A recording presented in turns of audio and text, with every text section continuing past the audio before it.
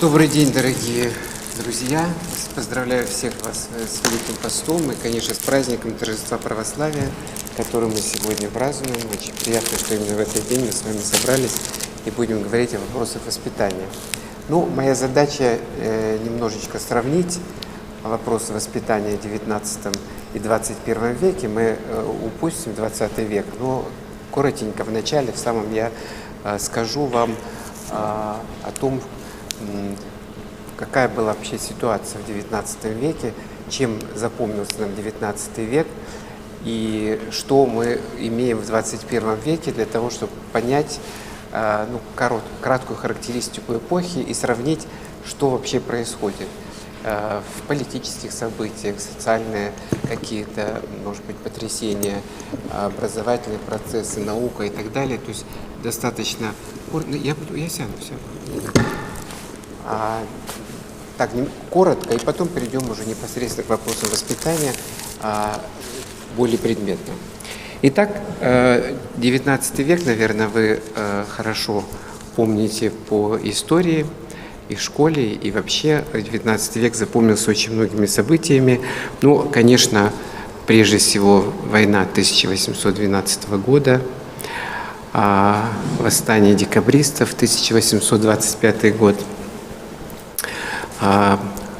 русско-турецкая война в Крыму, Крымская война, с которой Россия, к сожалению, проиграла. То есть это такие крупные политические события, которые происходили в XIX веке. Знаете, что несколько императоров было в XIX веке, которые правили нашим российским государством. Это такое, наверное, самое богатое на императоров время, XIX век. Итак, 825 год, вы знаете, 1825 год связан с отречением престола наследника Александра I, Константина, в пользу брата Николая, что не приветствовали часть военных. Это вылилось в декабрьское восстание 1825 года. После Александра приходит на престол Николай I. И, к сожалению, его правление было, может быть, не совсем удачным. Это было очень сложное экономическо-социальное положение. Император ведет многочисленные завоевательные войны, и появляются конфликты с мировыми державами. То есть это очень сложное для России время. Крымская война 1853 года потерпела поражение Россия от Османской, Британской и Французской империи. В 1855 году, уже ближе к середине, к власти приходит Александр II. Он вообще царь-реформатор, который произвел очень много интересных реформ, и вы, конечно, их знаете. Во-первых, он уменьшает срок армейской службы. Был 20 лет, стал 6 лет. Реформирует судебную систему, земскую систему. Вы знаете, что это царь-освободитель, он упраздняет в 1861 году крепостное право. И это было очень важно. Это все касается к вопросу воспитания, поэтому я не зря вам говорю о эпохе, как она менялась, что происходило. И вот эти события, конечно, сделали его достаточно такой крупной политической фигурой. Понятно, что эти реформы не всех устраивали.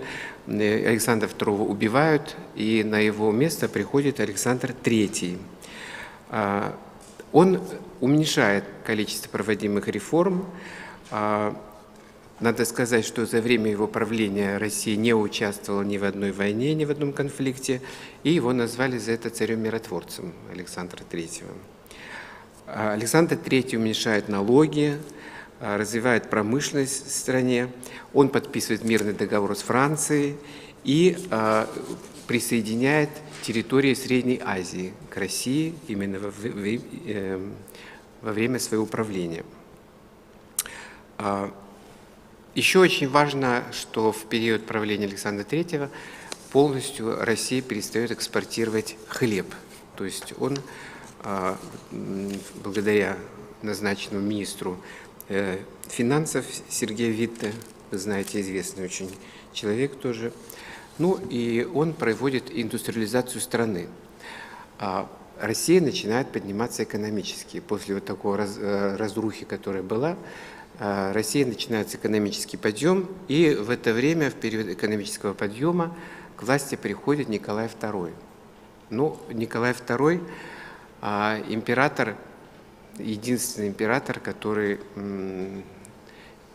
стал святым, и это действительно для нас очень важно помнить его страстотерпческий подвиг. Но если оценивать с политической точки зрения, с экономической точки зрения, то, конечно, правление было не совсем удачным. Хотя в его период открывалось очень много монастырей, строилось много церквей, укреплялась духовная жизнь. Но и, кстати говоря, укрепился и рубль, Россия стала более такой признанной экономической державой. Но, тем не менее, все-таки его правление заканчивается, мы с вами знаем, войной. Первая мировая война, крупная война, это уже 20 век. То есть вот это правление заканчивается войной. Ну, точно так же, как перед этим была и русско-японская война, не совсем удачно прошла для России, и в России назревают революционные движения, то есть брожение умов. Вот что касается России и политического устройства, смены власти, то есть достаточно время богатое и сложное. Но, несмотря вот на эти частые перемены, XIX век запомнился еще и многочисленными открытиями. Если говорить о науке, то XIX век – это век очень богатый на различные научные достижения, научные открытия. Особенно много было сделано для медицины. Ну, коснусь немножечко, прям коротенько совершенно. Был изобретен Ланеком стетоскоп, который позволил диагностировать очень многие заболевания сердца и легких, грудной клетки. Развивалась микробиология. С помощью микроскопа Мюллер разработал классификацию опухолей. Была выделена наука отдельная, эмбриология впервые. Физиология стала отдельной дисциплиной. Развивалась очень анатомия. И здесь такие известные ученые, как Генли, Шван, Шлейден, Вирхов разработал клеточную теорию. Вы знаете, что это было такое революционное достижение. Пересматривались многие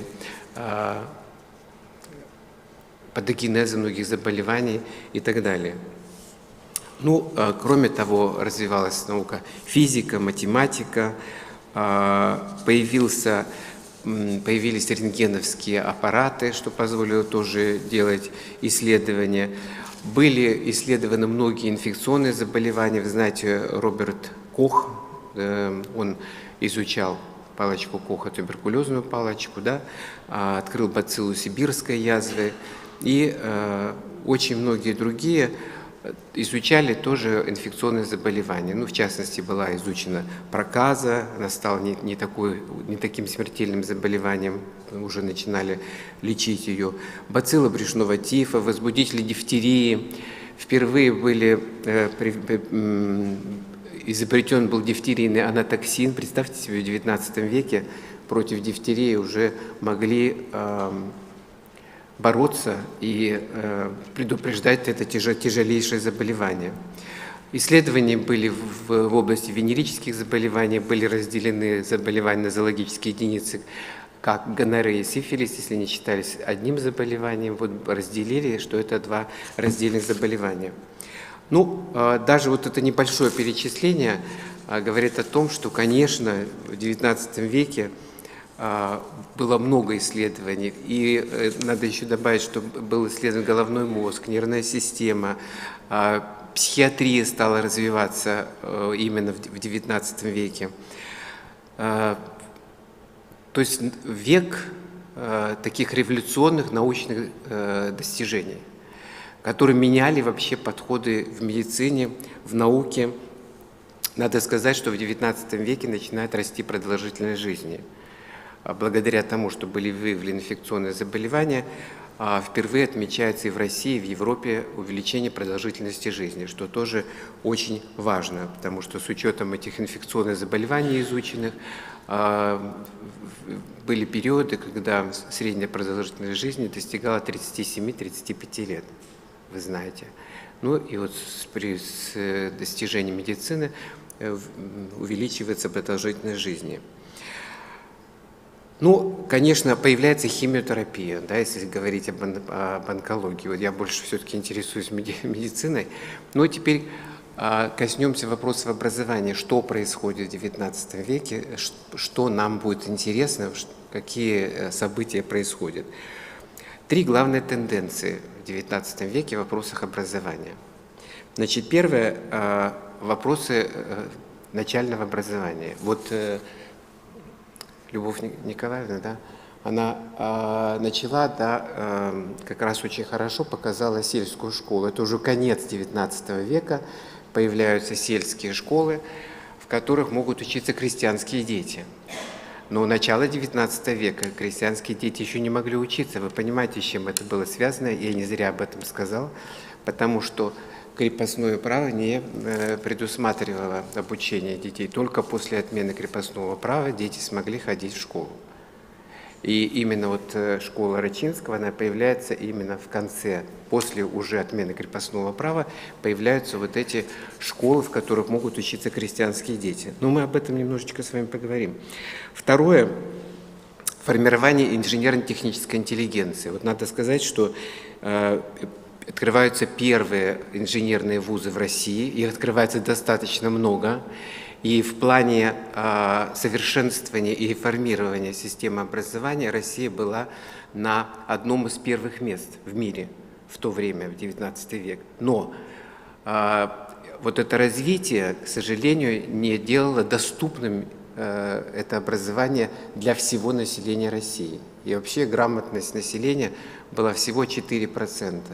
Вот если говорить о середине XIX века. То есть грамотность была низкая, были открыты очень крупные, начиналась система реформирования вообще университетской системы, 6 крупных университетов открывались. Вы знаете, что это были Дербцкий университет в Тарту, это развивалась университетская школа, хотя это более старый университет, но вот он был реформирован, включен в 6 крупных. Это были Москва, это был Санкт-Петербург, это была Казань, Харьков, Киев. Вот эти вот вузы, университеты были наиболее крупными в то время в России, и это тоже XIX век. Ну, я как сказал, что очень много открывается инженерных институтов. Я не буду перечислять их, потому что не тема сегодняшней лекции, просто о тенденциях. Ну и третье – борьба женщин. Вот это очень тоже важный момент. Борьба женщин за получение профессионального образования. Вы знаете, что женщины не могли учиться в школах. Именно XIX век – это время, когда женщины могут получить образование. В конце XIX века девочки могут учиться и в школах, получать среднее специальное образование, высшее образование, появляются специальные женские гимназии, то есть появляется женское образование. Это тоже очень важно, и мы будем об этом говорить в плане воспитания. Вот этим как бы отличается XIX век. Что еще очень важно? Вот эти процессы, которые связаны непосредственно с политическими процессами, зарождают, это происходит и в Европе тоже, о Европе мы немножко поговорим в вопросах воспитания. Очень важно для нас происходят 2 вещи в плане духовного, религиозного воспитания. Во-первых, появляется движение женщин за свои права, эмансипация, то есть что немножечко переворачивает систему духовного и религиозного образования. Второе, достижения научные, я не зря сказал вам о психиатрии, появляется впервые наука психология, которая начинает изучать душу, да, психические процессы, связанные еще с духовной деятельностью, и это появляется как альтернатива богословию и церковному учению. То есть вот это очень такой тоже важный момент, потому что все это меняет мировоззрение людей. Именно в XIX веке, уже после отмены крепостного права, в России с 1862 года постепенно начинает уходить религиозное образование, это была основа, из школ. Из училищ, то есть религиозные дисциплины потихонечку начинают вытесняться. Если образование было в системе духовных управлений, то постепенно духовные управления замещаются светскими, и образование имеет светский характер. Но, несмотря на это, в школах продолжают оставаться религиозные дисциплины. С вами знаем, что закон Божий вплоть до революции преподавался во всех школах. Но все-таки уже система светского управления, она давала свои плоды.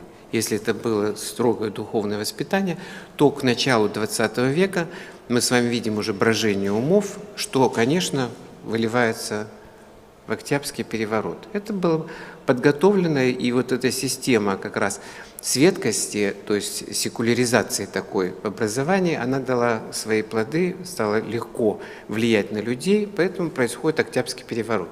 Поэтому 20 век – тяжелейшее время для нашей страны. Это две мировые войны, которые, конечно, для России были катастрофическими. Нас это откинуло на много десятилетий назад. Но время гонений, тоталитарный режим, все-таки гонения на какие-то научные достижения и так далее. То есть 20 век – это время сложное, которое нивелирует практически все научные достижения 19 века, хотя развивается оборонная промышленность. Ну какая? Преступная наука развивается. Появляется ядерное оружие, совершенствуется военная техника. То есть все развитие науки идет в преступном направлении.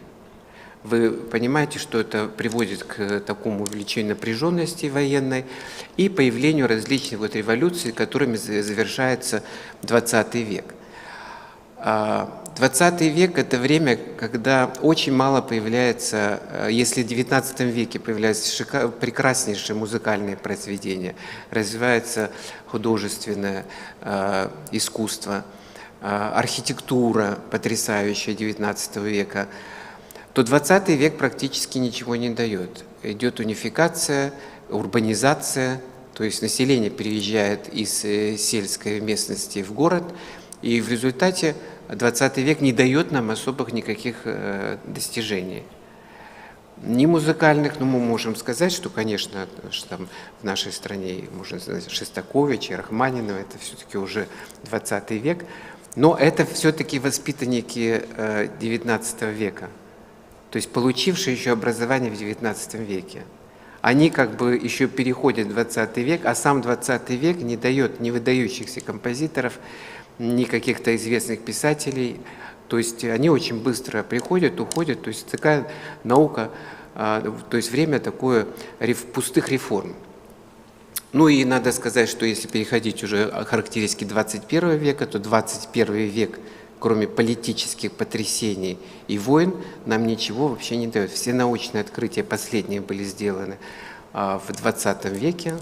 Все последние премии даются за исследования еще 20 века, то есть середины, конца 20 века, которые продолжают исследования, начатые в 19 веке, да, и 21 век, вот что мы сейчас с вами имеем. Мы живем с вами очень такое время, как бы сказать, может быть, пустое в плане человеческой деятельности ради прогресса нашего и как духовного, и экономического, и социального, и так далее. То есть в какой-то степени 21 век – это время духовной и социальной деградации. Я бы даже сказал так. Ну вот это примерно характеристика. Может быть, я очень категоричен в оценках. Вы, конечно, на меня не обижайтесь. У меня свои оценки вот этих периодов. Но все-таки XIX век – это век, в котором стоит… Почему об этом говорю? Потому что в XIX веке есть чему поучиться. Сейчас, конечно, стали обращаться в странах Европы особенно, и страны Восточной Европы, они обращаются теперь в XIX век. Вот поскольку часто бываю в Латвии появляются школы, которые основаны на традициях воспитания и образования XIX века. Это сейчас очень модно. Дворянское воспитание, о чем мы с вами будем говорить, сейчас это модно. Все эти школы, все традиции пытаются возрождаться для того, чтобы повысить уровень образования, интеллектуальный уровень, ну и, соответственно, конечно, как-то уровень и статусность самого государства. Ну, теперь мы с вами перейдем непосредственно уже к вопросам воспитания и посмотрим, что же было в XIX веке интересного в плане вопросов воспитания. Как я сказал, что XIX век – это время начала различных уже таких революционных изменений в сознании, но все-таки еще традиции сохраняются. Ну, мы возьмем для начала изречение Александра Сергеевича Пушкина, который тоже, кстати говоря, выдающийся поэт, наряду и с Толстым, и с Чеховым, и с Лермонтовым. То есть это литература все XIX века. Достоевский, ну, все XIX век, да? Вот. Хорошее общество может существовать и не в высшем кругу, а везде, где есть люди честные, умные, образованные. Это для нас очень важно, потому что вот этот тезис – честные, умные, образованные люди. Именно таких людей воспитывало дворянское общество в XIX веке. И мы начнем, наверное, именно с русских дворян. Чему же учили? Ну, дворянское воспитание – это прежде всего традиции, которые дети впитывали в семье. Это стиль жизни, образ мыслей. Одной из основ дворянского мировоззрения было то, что человек выполняет миссию, данную свыше, данную с Богом. Поэтому детям прививалось обязательно чувство, что они должны быть образцом высоких нравственных и духовных качеств. Кому много дано, с того много и спросится. И дети, которые получали это воспитание, они знали, что они несут ответственность за жизнь не только самих себя, но и жизнь общества и людей, которые окружают их. Поэтому воспитывались чувство ответственности перед семьей, народом, Родиной, Богом. Все это формировало совесть человека и чувство долга. Какие же качества воспитывались? Ну, тоже вот, если буду иллюстрировать из школы, если взять, вот даже просто про иллюстрацию немножечко скажу, сейчас отвлекусь.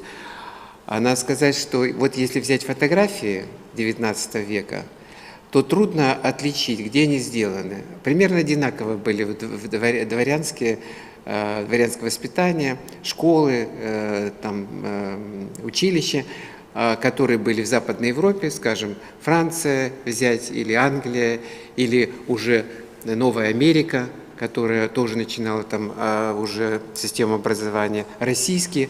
То есть очень трудно, они очень похожи между собой. Очень похожи между собой. Вот система воспитания, устройство классов и так далее. То есть очень похожи. Итак, храбрость считалась неотъемлемым достоинством дворянина. Но храбрость и выносливость, которые требовались ребенка, были почти невозможны без соответствия физической силы и ловкости. И детей воспитывали обязательно в тренировках и закаливании.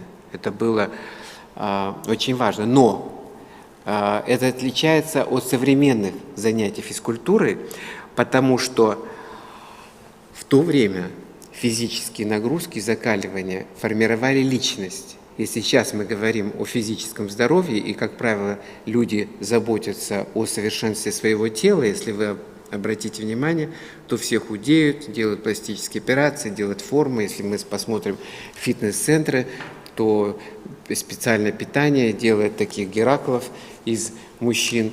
Но больше бесцельное совершенствование тела и минимальное обращение на дух, чего не было в XIX веке. Там само закаливание было ради выносливости и формирования личности. И поэтому всегда детям говорили о том, что все удары судьбы они должны переносить мужественно, не теряя собственного достоинства. Это было очень важно. Ребенка учат приспосабливаться к обстоятельствам, социализируют. В XIX веке стали гораздо чаще высказывать интерес отцы к своим детям, иногда освобождая мать от хлопот, связанных с воспитанием. Надо сказать, что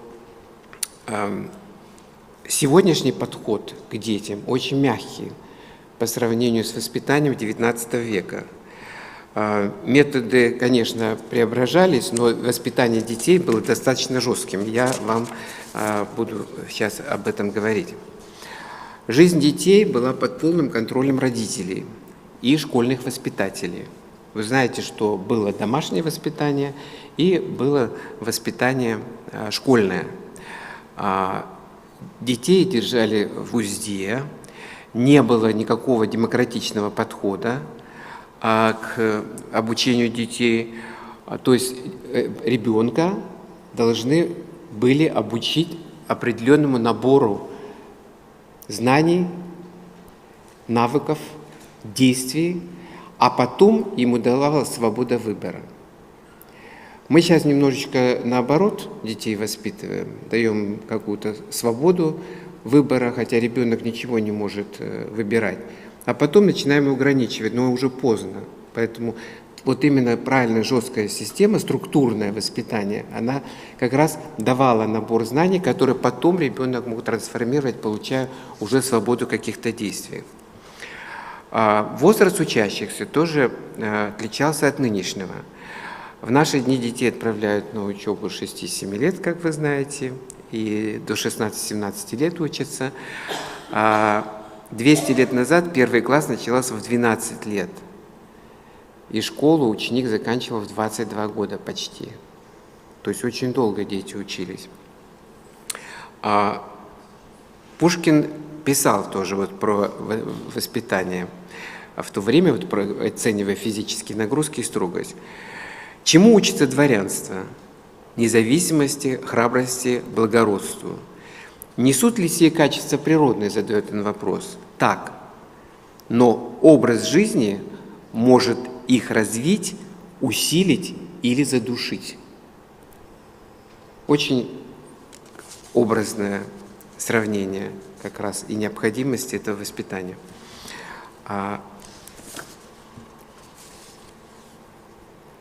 Русские дворяне давали своим отпрыскам всестороннее образование, много внимания уделялось изучению Библии.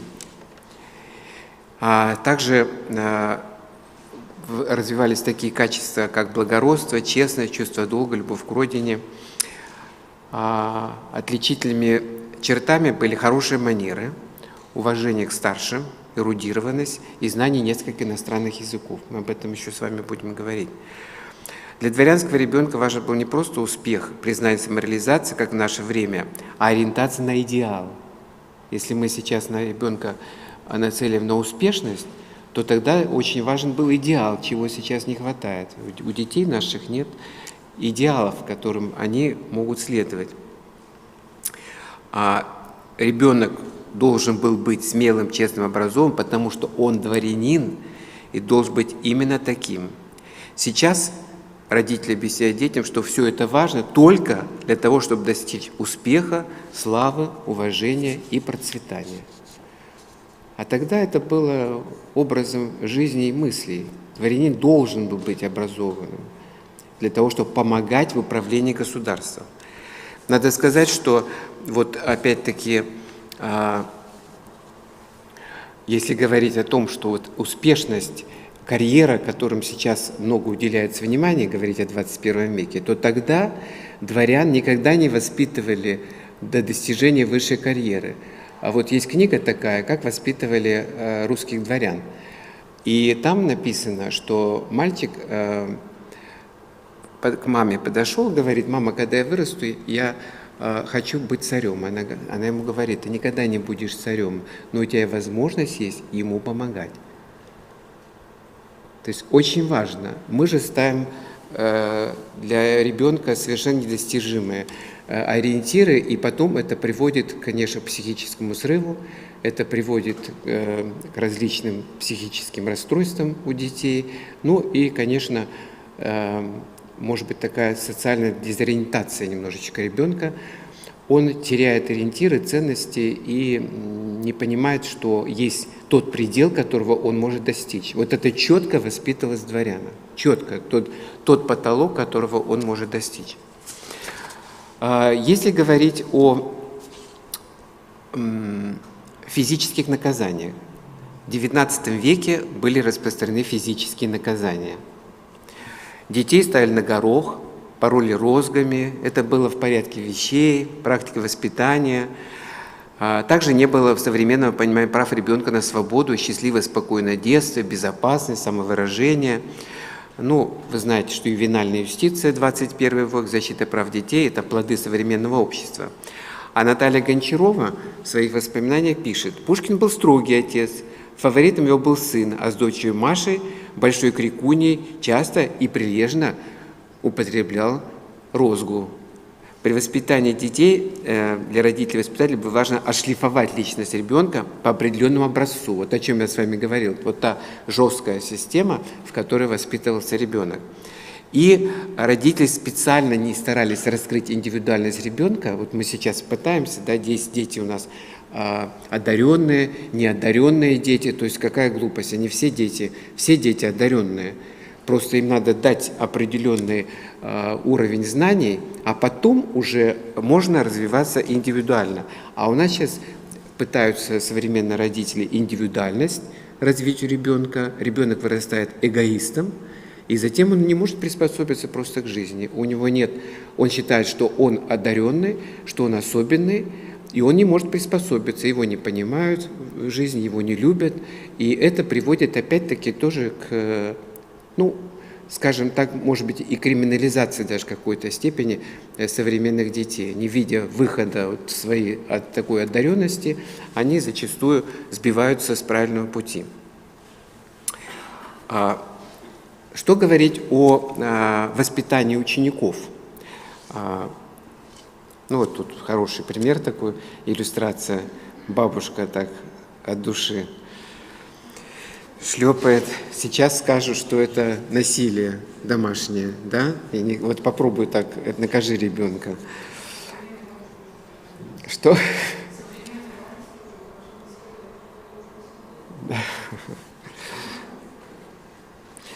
В гимназиях, в которых учились дети, было много контролирующих лиц. Надзиратели, смотрители, инспекторы, гувернеры, директора.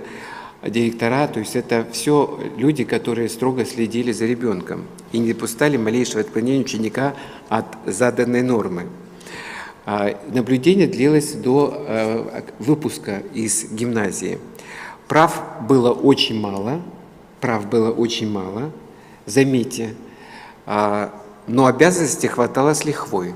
Сейчас мы, если сравним с вами, да, то одни права у ребенка, обязанностей в школе никаких нет.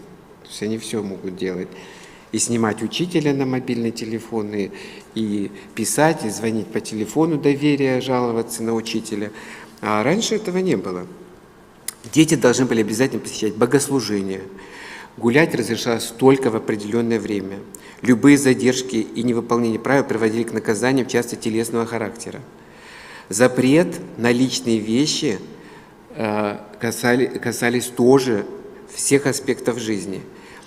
Кто жил не в общежитии, ну то есть не в самой школе, а на квартире, запрещалось покупать себе даже пропитание. Ребенок обязан был питаться в школе.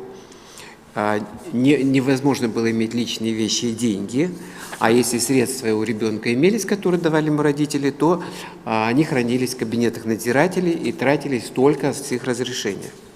Покупка сладостей строго запрещалась.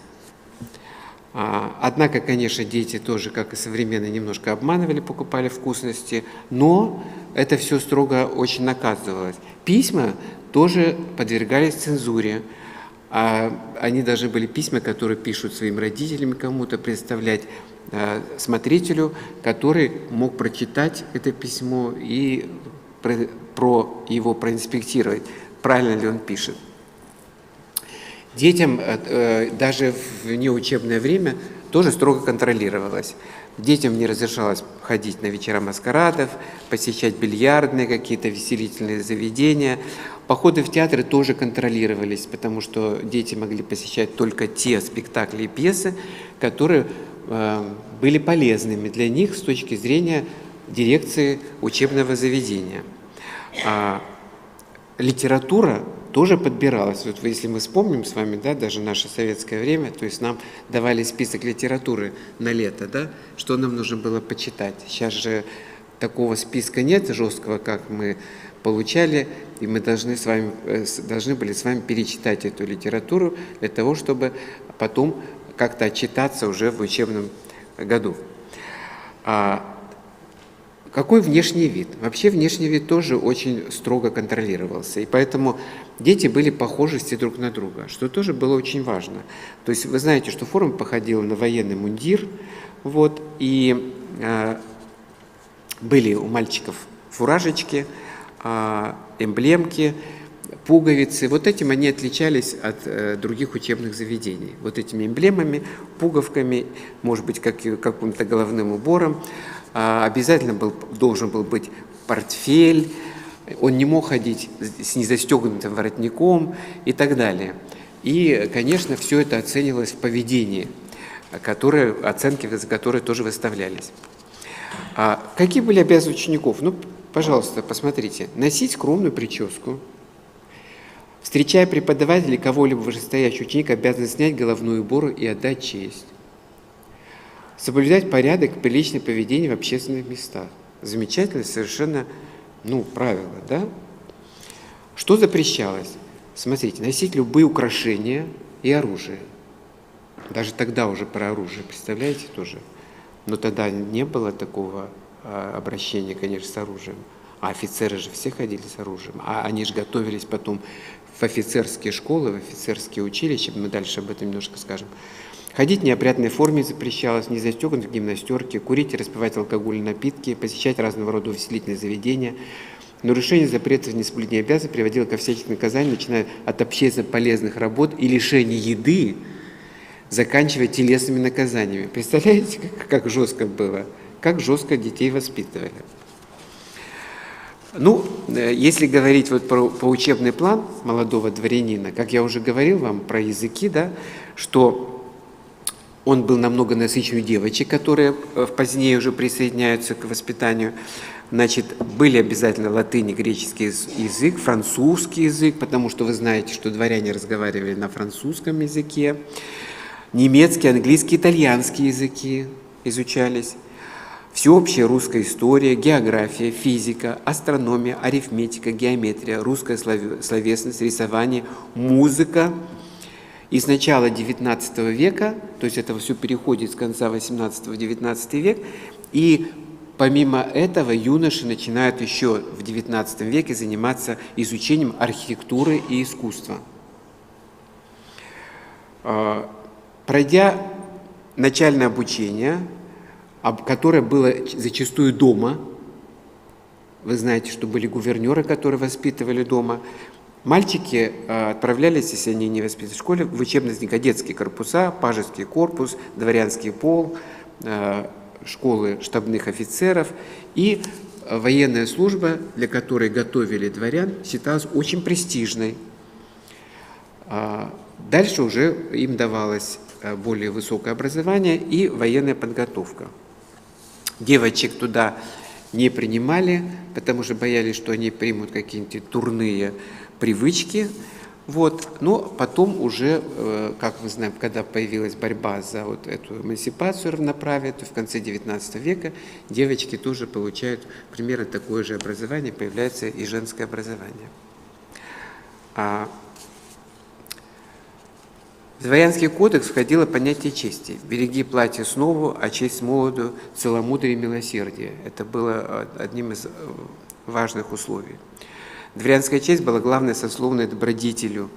В идеале честь должна быть основным законом поведения дворянина. Она была гораздо важнее, чем выгода, успех, безопасность и просто рассудительность. Если немножечко коснемся более в раннем периоде, чуть-чуть отвлечемся, и в ранний возраст перенесемся.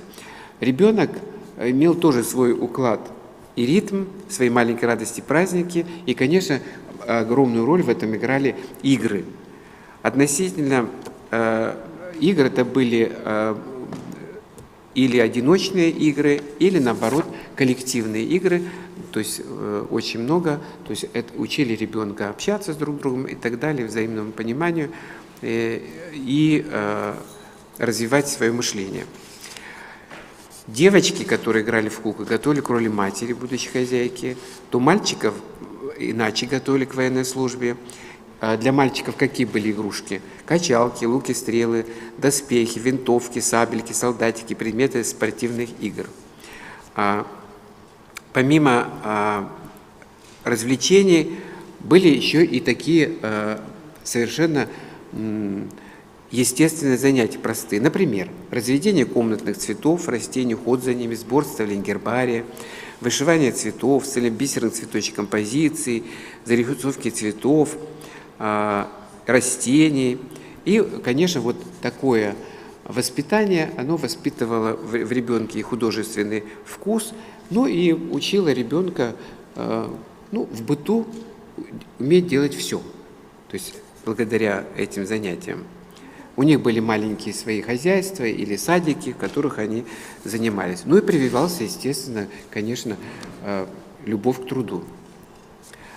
В повести Григоровича «Гутоперчивый мальчик» есть описание комнаты для... Я немножко потом об этом расскажу. «Гутоперчивый мальчик» есть описание комнаты для детских игр. 19 век. Пестрые английские раскрашенные тетради, книжки, кроватки с куклами, картинки, комоды, маленькие кухни, фарфоровые сервизы, овечки, собачки на катушках обозначали владение девочек. Столы с оловянными солдатиками, картонная тройка серых коней, увешанных бубенчиками, заряжен в коляску, большой белый козел, казак верхом, барабан и медная труба обозначали владение мужского пола. Комната так и называлась – игральной. Но если у девочек это были более яркие тона, они такие яркие были, различные тканями, да, то у мальчиков комнаты были достаточно сухими. Это был даже цвет дуб с оттенком зеленого и серого. Ну и, конечно, на стенах были предметы военного воспитания, как и должно быть, потому что мальчик должен быть прежде всего защитником и воином. Что касается питания, как питали детей. В отношении детского стола больших стеснений не было. Не было баловства. Вот надо сказать, что детей ограничивали в мясе. Вот мы сейчас детей питаем, заставляем. Его давали мало. Даже мясо, сваренное для маленьких бульонов, вынимали и отправляли бедным. А детки ели только бульон, дворянские. Полностью исключали возбуждающие напитки, такие как чай, кофе. А вот что сейчас мы чаек-то детей поем, раньше этого не было. Ну, детский стол состоял примерно из тех же продуктов, исключая вот то, что я сказал. Завтрак подавался в 8 часов утра, обед между 12 и часом дня, полдник часа в 4, ужин в 8-9 часов. И в промежутках никаких перекусов не полагалось.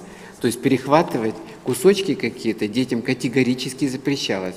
Но если вспомнить детство еще наше вот в 20 веке, То есть нам родители тоже не разрешали перехватывать и ничего брать со стола без разрешения. То есть это было в порядке вещей, но это были отголоски вот этого воспитания еще 19 века, в которых они воспитывались. И мы также и воспитывались. Теперь что о моде поговорим. Какая была детская мода? Тоже очень интересно. Потом мы эти слайды немножечко я прокомментирую о том, что очень важно воспитывалось чувство вкуса среди дворянских детей. Они должны были уметь красиво одеваться. Вот предыдущий слайд, да, что хорошо выглядеть. Никакой роскошности не должно быть, но никакой щеголеватости не должно было быть. Но человек, расположенный к людям, должен быть красиво, чисто одет. То есть это было важно. Ну вот смотрите, очень важны были танцы, детей с детства учили правильным движениям, чтобы они не наступали на ноги, потому что танцы они учили правильному движению, обращению мальчиков с девочками, красиво двигаться, держать спинку, осанку. То есть все это формировало, потому что правильная осанка, она и внутри делает порядочек. Если человек за спиночкой за своей следит, то он следит и за тем, что происходит у него внутри. Это очень важно. Вот обратите внимание, расхлябанный человек, он и ходит вот так вот. А человек, который собранный, дисциплинированный, у него осаночка и поведение сразу видно, что это человек строгий к самому себе.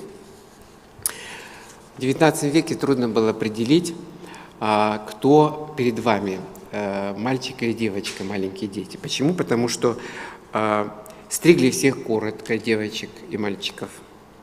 Но это было связано с гигиеной. Вы знаете, что в XIX веке все-таки еще много было различных паразитов, и вши, и клопы, и тараканы, и поэтому дети, чтобы соблюдали правила гигиены, их стригли коротко.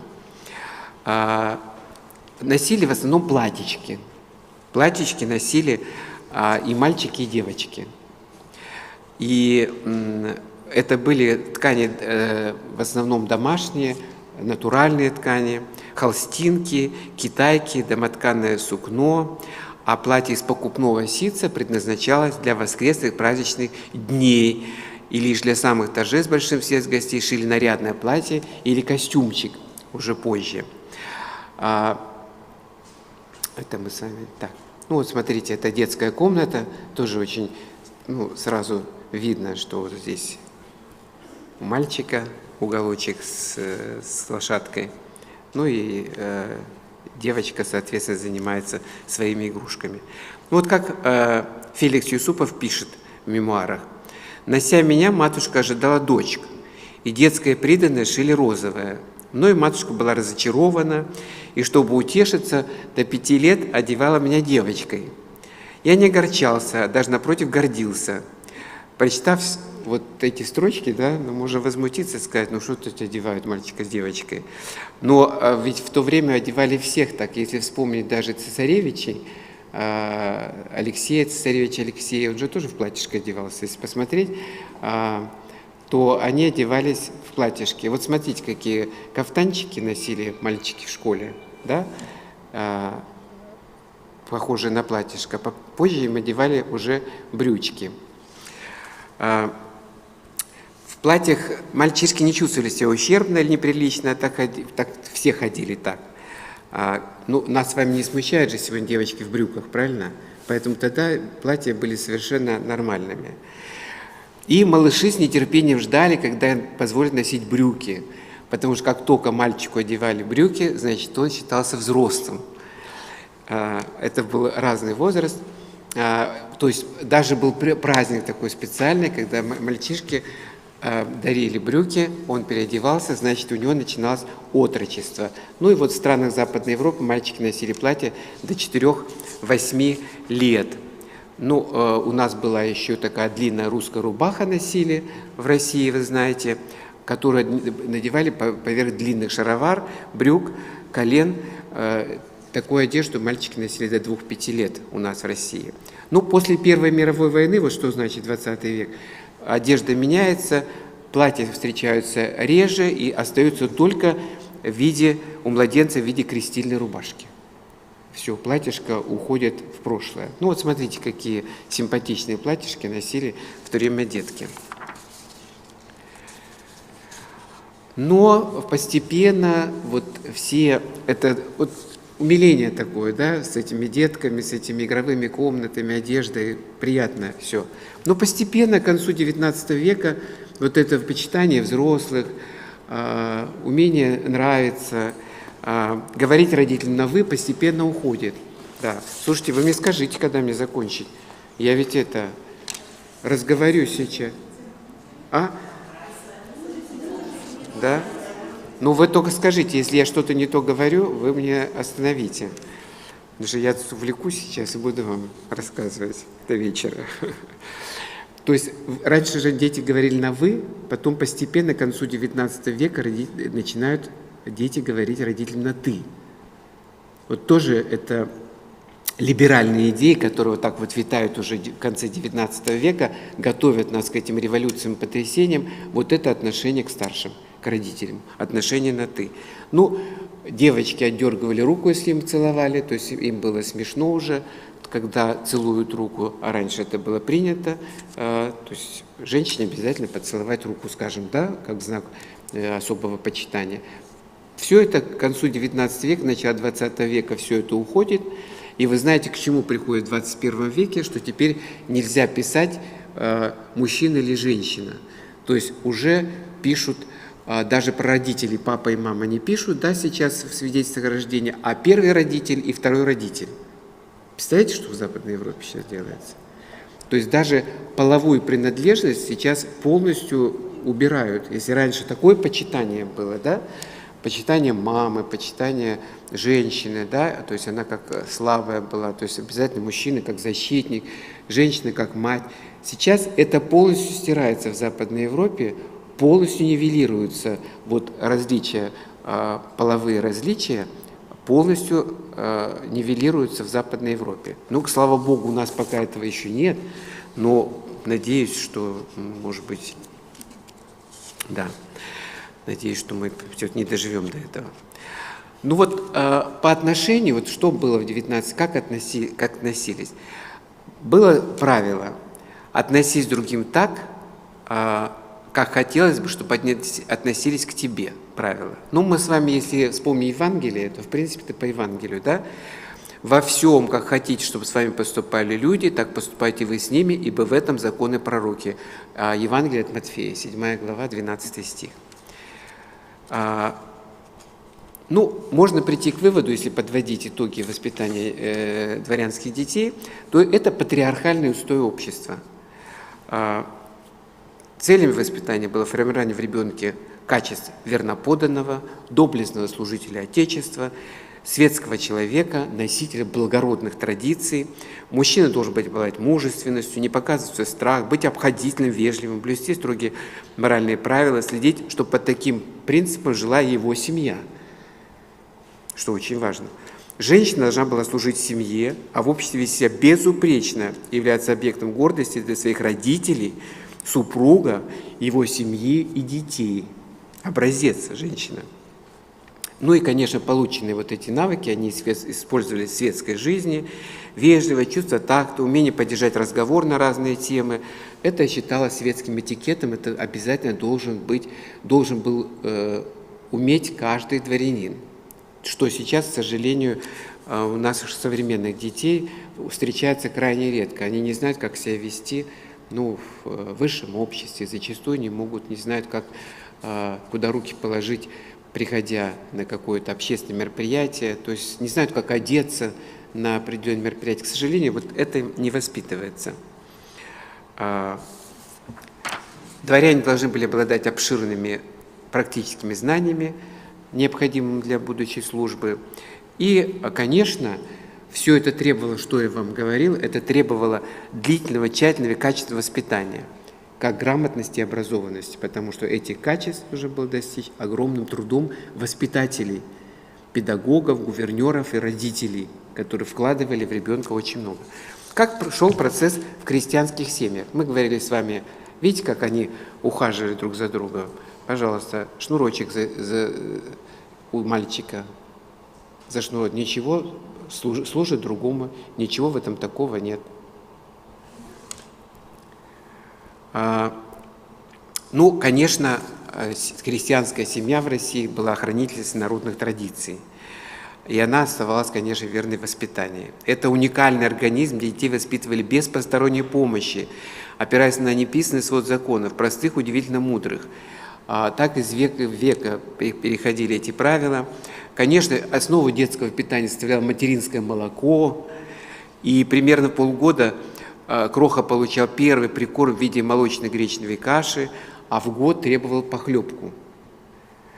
В 3 года малыш уже ел то же, что и старшие члены семьи, спал вместе с другими детьми на палатях и вел уже вполне самостоятельную жизнь. С раннего утра до поздней ночи он мог играть на улице, будучи представлен самому себе. Подрастая, девочки играли в тряпичные соломенные куклы, которые сами себе изготовляли. Ну, понятно, что не было тогда в крестьянских семьях.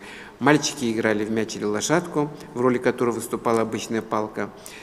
По мере взросления у разнополых детей становилось все меньше общих занятий, игры четко подрезаются на мальчишечки и девчоночки. В свой 7-й год рождения ребенок становился отроком или отроковицей. В честь этого события выдавались в первой жизни порты, штаны или длинная девичья рубашка. Ну, о чем мы тоже с вами говорили. Детей активно привлекали к труду и постепенно увеличивали нагрузку. В свободное время позволяли гулять. Поручения давали без лишних церемоний. В приказном тоне перечить в отнять никому из отроков в голову не приходило. Авторитет отца был непререкаем в крестьянских семьях и подчеркнуто поддерживался матерью. Здесь 10 лет мальчики под наблюдением взрослых уже боронили поле, с 12 пахали, в 14 наравне с самым участвовали в любых полевых работах. В том, чтобы запрячь лошадь или выпасти скот, не было ничего сверхъестественного. Девочек садили за прялку с 11 лет, с 13 обучали шитью и вышиванию, в 14 получали вымачивать холсты. Одновременно с этим юные хозяйки учились доить коров, печь хлеб и все, что нужно было в крестьянском быту. Ну, а что мы сейчас имеем в 21 веке? Возвращаемся, да, у нас же с вами сравнение. В настоящее время в большинстве государств труд считается формой эксплуатации. Согласно конвенции номер 32 ООН о правах ребенка и акта Международной организации труда, детский труд признан незаконным. И попробуйте вы ребенка заставить что-то делать. Как конвенция. Все, работать не буду. Конечно, трудовое воспитание невозможно было без морали. Детей учили почтению к родителям и старшим, милосердию к нищим, убогим, благоговению перед трудом, добытым хлебом, преподавали основу веры, внушали понятие греха. В юношах и девушках воспитывали чувство целомудрия и стыда, которые являлись одним из важнейшими критериями нравственности человека. Поэтому половым воспитанием, как сейчас у нас занимаются с детьми в школе, не занимались. Вести разговор на эти темы было не принято. Не принято. Близкие отношения до брака осуждали строжайшим образом, но и юноши и девушки этого боялись, потому что они боялись Божьего гнева и общественного мнения. Если девица меняла кавалеров чаще, чем раз в сезон, или сама проявляла инициативу в отношениях, это также подвергалось осуждению. Девушки, имеющие безупречную репутацию, пользовались в селе большим уважением. Они занимали почетные места на посиделках, их первые выбирали в хоровод и в невесты присматривали в первую очередь. Конечно, если они обладали другими качествами для замужества, это трудолюбием, уважительным отношением к людям старше и физической выносливостью. Браки были ранними, и в XVIII веке вообще возраст для семейной жизни начинался с 14-15 лет, как вы знаете, в России, да? С середины XIX века в законный брак могли вступать юноши с 18 лет, а девушки с 16 лет. Крестьянские девицы выдавали замуж без их согласия. В общем, и мнением женихов тоже особо не интересовались. Дети придавали значение родительскому благословению.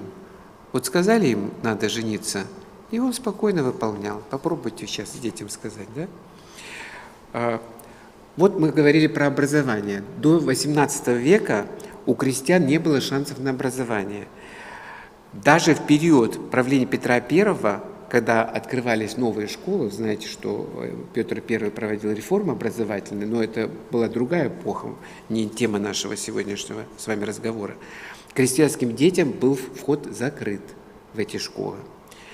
Лишь некоторые дети попадали в архиерейские школы. Они устраивались под надзором архиерея в их домах.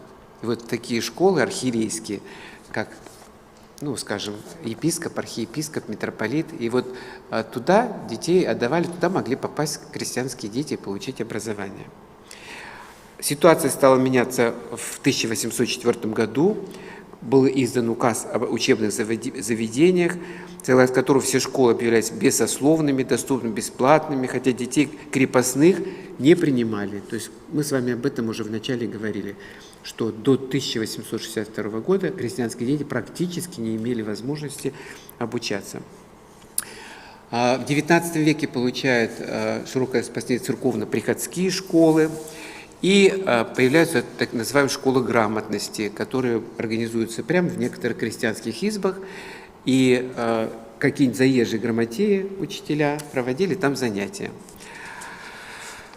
Ну, уже в начале XX века система меняется, и самобытность крестьян утрачивается.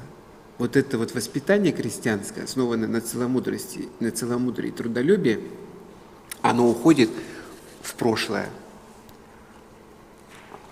Ну и мы с вами завершаем уже, говорим про Западную Европу и подводим итоги. Буквально осталось у нас 5-7 минут.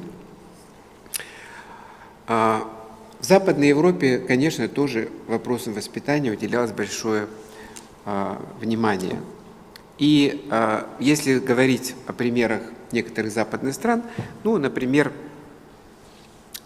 французские семьи, да, то отец считался главой семейства, авторитет, безусловно, призывался с детьми. Во французской семье родители всегда были заняты каждым своим делом, они старались воспитывать детей таким образом, чтобы они не мешали стройному ходу жизни, то есть не требовали, чтобы ими постоянно занимались, то есть они приучались к самостоятельности. Было развито тоже домашнее воспитание, вы знаете, что в Западной Европе, и во Франции большое внимание уделялось религиозному воспитанию. Ну, мы говорили с вами о том, что да, в дворянских семьях было религиозное воспитание, в крестьянских я не стал на это акцентировать. Это было неотъемлемой составной частью воспитания детей, неотъемлемой, как в дворянских, так и в крестьянских семьях, чтобы как бы вы это, ну, наверное, уловили, да, когда я говорил изучение Библии и вот боязнь гнева Божия даже в отношениях между мальчиками и девочками. Во Франции в основном воспитывали в католической религии, и детей воспитывали согласно законам этой веры. Ну, вот собор Парижской Богоматери, чтобы вы немножечко отдохнули глазами, чуть-чуть посмотрели красиво. В Италии XIX века тоже очень большое значение придавалось семье. Семья вообще, и даже сейчас это сохраняется, Италия живет несколькими поколениями, поэтому там это не только жена, муж и ребенок, но родители и куча родственников. То есть вот так воспитывали детей в XIX веке в Италии, и частично в Италии вот эта традиция немножко сохранилась. Конечно, все меняется, но вот это все-таки преемственность поколений в Италии сохраняется, и семье придается очень большое значение. Они очень уважают старшее поколение и, как правило, живут в домах, где несколько поколений могут спокойно уживаться. Это очень, очень важно. Ну, просто две страны для примера взял, и все.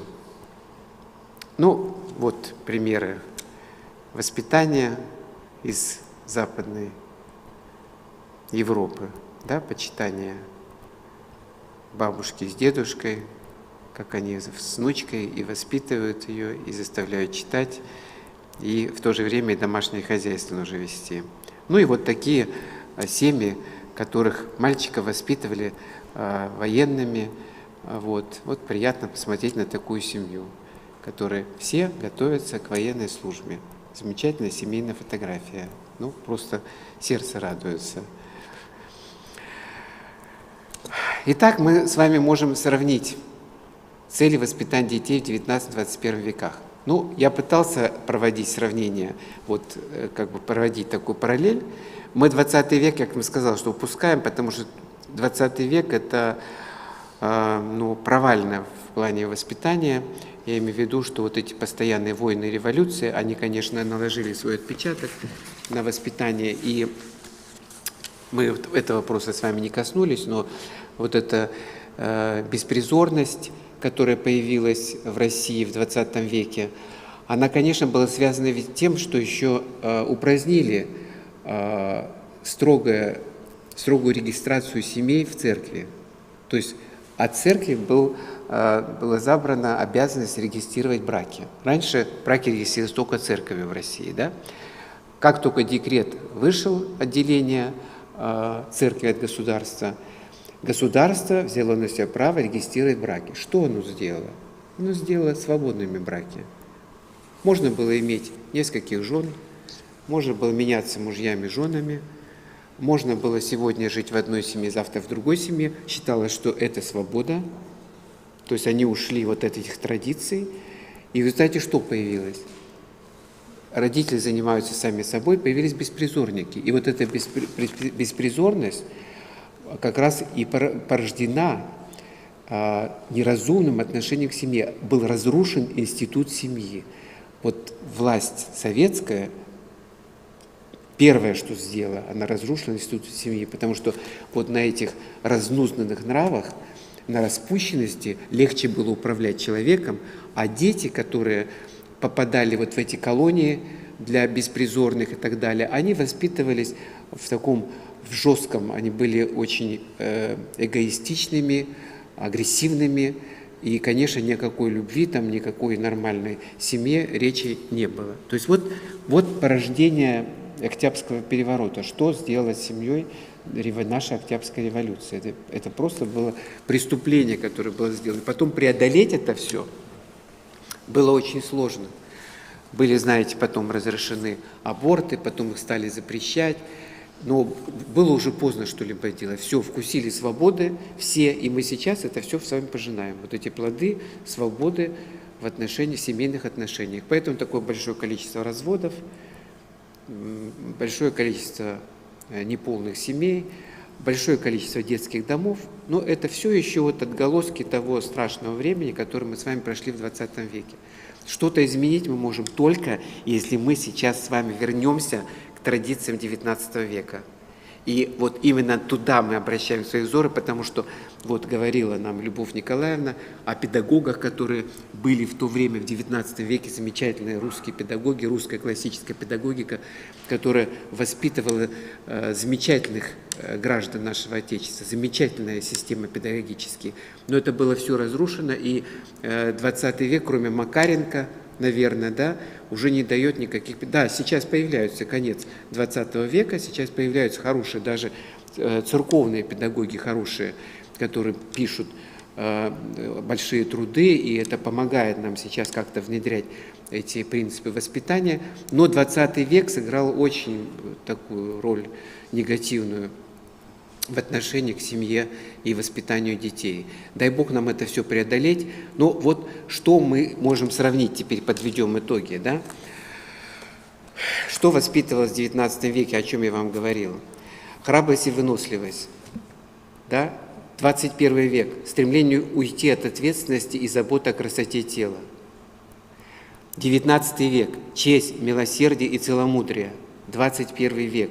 Вседозволенность, ранее половое воспитание, эгоизм. 19 век. Ориентация на идеал. Идеалы. О чем мы сейчас говорим? Давайте детям будем говорить о наших святых, о наших исторических деятелях. У нас есть примеры, куда стремиться, куда показать ребенку. Нет, это все из школы убирается. Что воспитывается? Успех, самореализация, слава. 19 век. Непреложный авторитет отца. Строгое семейное воспитание, сохранение семейных традиций. 21 век. Искаженное восприятие семьи, приоритет главенства матери – это в лучшем случае. а то и главенство ребенка, да, ювенальные технологии, завышенные права ребенка и отсутствие его обязанностей по отношению к семье. Ребенок сейчас не имеет обязанностей по отношению к семье. 19 век скромность, о чем мы говорили, даже умение нравиться, оно не должно было вызывать негативное отношение окружающих людей. Все должно было скромно, чисто, чтобы не унизить достоинство другого человека. Ты не должен возвыситься. Ты должен умалиться до этого уровня человека, с которым ты общаешься. А что сейчас в 21 веке? Креативность. Нам говорят, мы должны быть креативными. И это сейчас в школах креативные. 19 век, патриотизм, любовь к Отечеству, основа воспитания, о чем я вам говорил. 21 век, личная выгода, стремление жить там, где богаче и сытнее. Почему дети сейчас стремятся? Я поражаюсь иногда, слушаю родителей, встречаю родителей, вроде бы, казалось бы, люди, православные, христиане, говорят, ой, дочечка моя в Америку поехала, знаете, как хорошо устроилась, так хорошо, слава Богу. Я говорю, да что ж хорошего, что она уехала в Америку? Да что она там хорошо устроилась? Так вы потеряли девочку свою для вас, все. Она будет воспитываться там, где, да, ей хорошо там, но для нее перестает существовать Отечество, патриотизм, она оторвана от своих корней. Там богаче и сытнее. Ну а где патриотизм? И последнее, 19 век, конечно, это духовность, духовные люди, потому что духовность давала как раз, почему я начал говорить о характеристике 19 века, потому что высокая духовность давала свои плоды и в науке, и в музыке, и в искусстве, в архитектуре, в медицине, везде появлялись плоды, потому что люди были высоко духовными, они заботились о совершенствовании и своего внутреннего уровня, состояния, и заботились о других людях. И вот в результате этой заботы они делали достижения, которые приносили пользу всему обществу. Они заботились о здоровье других людей, достижении в медицине, они заботились о техническом прогрессе, чтобы было легче людям и передвигаться, чтобы было светло, чтобы можно было говорить по телефону, ездить на поездах и так далее. Все это было все в XIX веке. И религиозное воспитание, конечно. Что мы сейчас имеем? Отрицание духовной традиции и поклонение кумирам. Кумиры – это основа воспитания. Поклонение деньгам, богатству, славе. О чем говорит Господь наш Иисус Христос, что Он проходит искушения эти славой, деньгами и властью. Вот Он же прошел все эти искушения, устоял и нам повелел, чтобы мы от этого сторонились. А сейчас это все прививается. И слава, и власть, деньги – это все прививается к детям. Это основа воспитания, основа воспитания. А к чему тогда стремиться, если не к этому? А это как раз, это и не самое главное для человека. Это все приложится, если человек будет достойный, и Господь его отметит.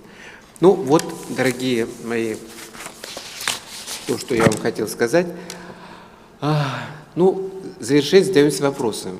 Есть ли воспитание детей в XIX веке то, чему надо учиться в 21 веке? Ответ для себя каждый педагог и каждый родитель найдет сам, прочитав историю, педагогику, осмыслит свой опыт, с которым он воспитывает своих детей, и придет к выводу, нужно ли ему этот опыт или нет. Что мы должны с вами знать? Я уже в завершение опять тоже красивую картинку вам покажу зимнюю. Конечно, мы тоже задаемся вопросом, а что делать-то? На чем мы воспитываем? Мы имеем прекрасное наследие. Даже в нашей республике прекрасное наследие. Это наши святые. Святители Стефан, Герасим, Петерим и Иона. Это наши новомученики.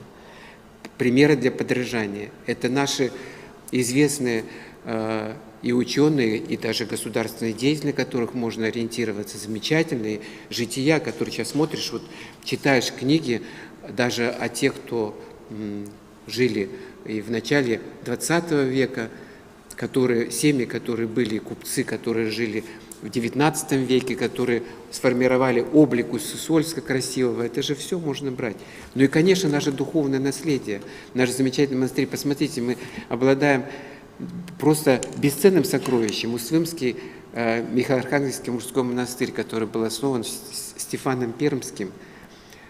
То есть это место, откуда начиналось православие наше, откуда цивилизация христианская пришла в нашу коми-землю. Мы сейчас ей пользуемся и не понимаем, что есть колыбель, куда нужно обращаться, там источник, там то, из чего можно черпать бесконечно. Так вот, если мы будем об этом говорить с детьми, возить их в монастыри, рассказывать о нашей истории, то, может быть, мы что-то можем изменить еще в наших детях и вернуться к замечательным традициям, которые у нас сохраняются.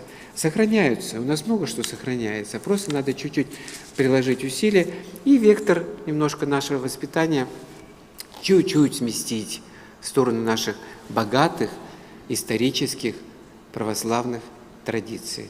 Я благодарю вас, дорогие мои, за внимание.